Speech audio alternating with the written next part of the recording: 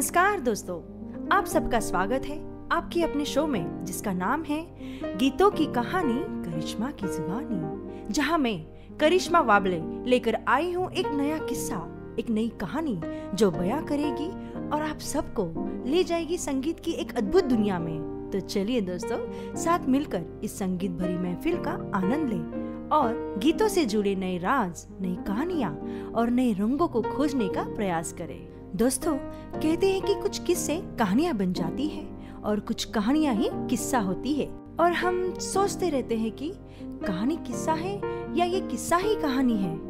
ऐसे ही एक दास्ता आपको आज सुनाने जा रही हूँ, बशर्ते इसमें आपका नजरिया बहुत मायने रखता है। हुआ यूं कि राज कपूर साहब ने अपनी जिंदगी में सारी फिल्में बेहतरीन बनाई थी, जैसे कि फिल्म बरसात, आवारा, श्री 420 और इन ब्लॉकबस्टर सफल फिल्मों के बाद उन्होंने सोचा कि अब मैं अपनी जिंदगी की सबसे महान फिल्म बनाऊंगा। तो दोस्तों, हमें ये जानना भी जरूरी होगा कि इस फिल्म का आइडिया आया कहाँ से। उससे पहले मैं आप सबको इस फिल्म का नाम बता देती हूँ। सन 1964 में आई हुई फिल्म संगम फिल्म उनके जीवन की बहुत बड़ी हिट फिल्म थी और ये पहली फिल्म है जो यूरोप में शूट हुई, दुनिया के अलग अलग कोनों में शूट हुई। ये फिल्म सेकेंड वर्ल्ड वॉर पर आधारित है। दोस्तों, हुआ यूं कि राज कपूर साहब ने महबूब साहब की एक फिल्म की थी, जिस फिल्म का नाम था अंदाज, जिसमें थे दिलीप कुमार जी, नरगिस जी और खुद राज कपूर साहब। फिल्म बहुत बड़ी हिट रही और इस फिल्म के सारे गाने सुपर हिट रहे। लेकिन दोस्तों, इस फिल्म की कहानी राज कपूर साहब के दिमाग में कहीं ना कहीं अटक सी गई थी। तो राज कपूर साहब ने इसी कहानी को एक नए तरीके से लिखकर फिल्म संगम की रूपरेखा बना ली। इस फिल्म का एक गाना जो आप लोगों को जरूर पता होगा, बोल राधा बोल संगम होगा कि नहीं। इस गाने की एक अलग ही दास्तां है दोस्तों। तो चलिए बता ही देती हूँ, गौर से सुनिए दोस्तों। राज कपूर साहब वैजंती माला को इस फिल्म में लेना चाहते थे और वैजंती माला साउथ की फिल्मों में व्यस्त थी। राज कपूर साहब बार बार उन्हें फोन करके बस एक ही बात पूछते थे कि बोल राधा बोल संगम होगा कि नहीं। और ये सिलसिला पूरे 2 महीने तक ऐसे ही चलता रहा और इसी वजह से वैजंती माला परेशान हो गई और कहा कि होगा होगा होगा। और फिर जाकर ये गाना बना और कहानी आगे बढ़ी। दोस्तों, हुआ यूं कि सारी टीम यूरोप पहुंच गई और राज कपूर साहब की टीम मतलब शंकर जयकिशन भी जाएंगे, शैलेंद्र जी भी जाएंगे और हसरत जी भी जाएंगे। तो ऐसे करके सारी टीम पहुंच गई यूरोप। उसके बाद ये सारे लोग गए स्ट्रिप्टीज देखने के बाद राज कपूर साहब बोले कि मैं वैजंती माला से स्ट्रिप्टीज करवाना चाहता हूँ, कोई गाना बनाओ। अब जब गाना बनाने की बात आई तो शंकर जी ने कहा कि कोई मुखड़ा तो दे दो तो मैं गाना बनाऊं। अब जो कि हसरत जी भी साथ थे और शैलेंद्र जी भी साथ थे, तो एक मुखड़ा हसरत जी ने लिखा और एक मुखड़ा शैलेंद्र जी ने लिखा। हसरत जी ने अपना मुखड़ा सुनाया और शैलेंद्र जी ने भी अपना मुखड़ा सुनाया। लेकिन इन दोनों में से राज कपूर साहब को शैलेंद्र जी का मुखड़ा अच्छा लगा।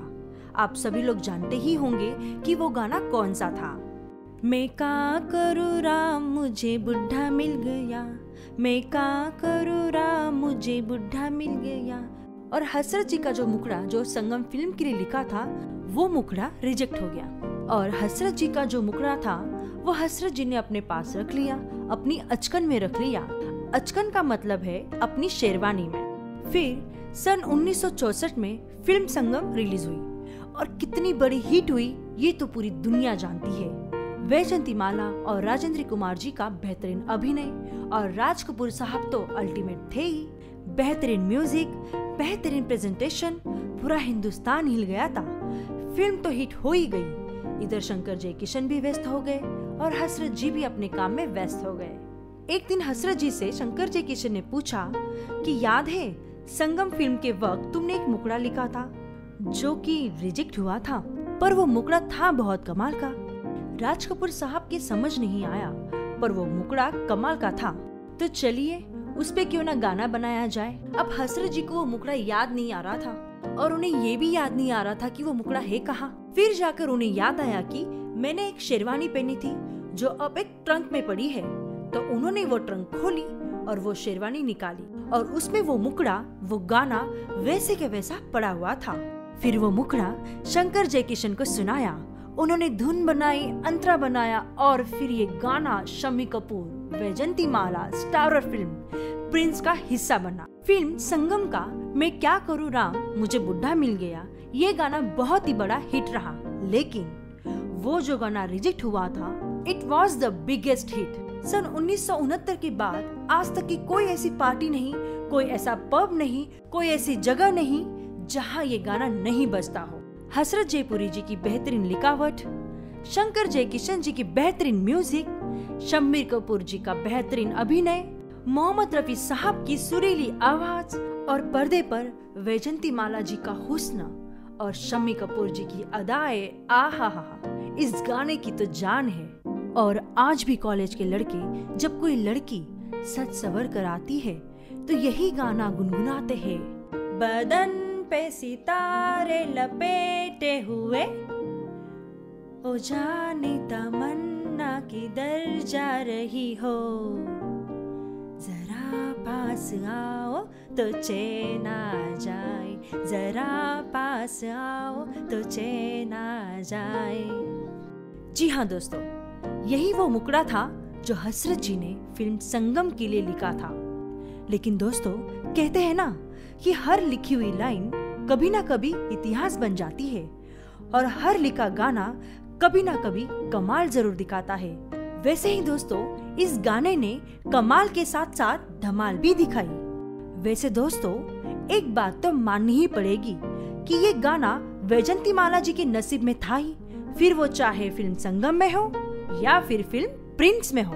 सन 1969 में आई फिल्म का नाम प्रिंस था और ये गाना प्रिंस की तरह चला भी।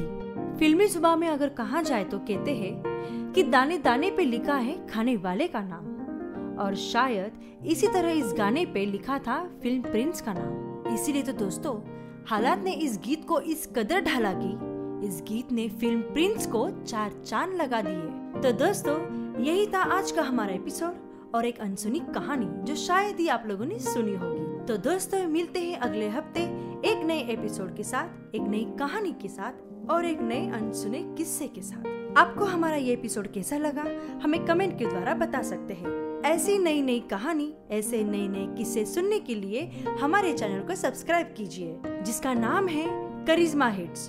तो फिर मुलाकात होगी एक नए गीत के साथ में हमारे शो में, जिसका नाम है गीतों की कहानी करिश्मा की जुबानी। धन्यवाद।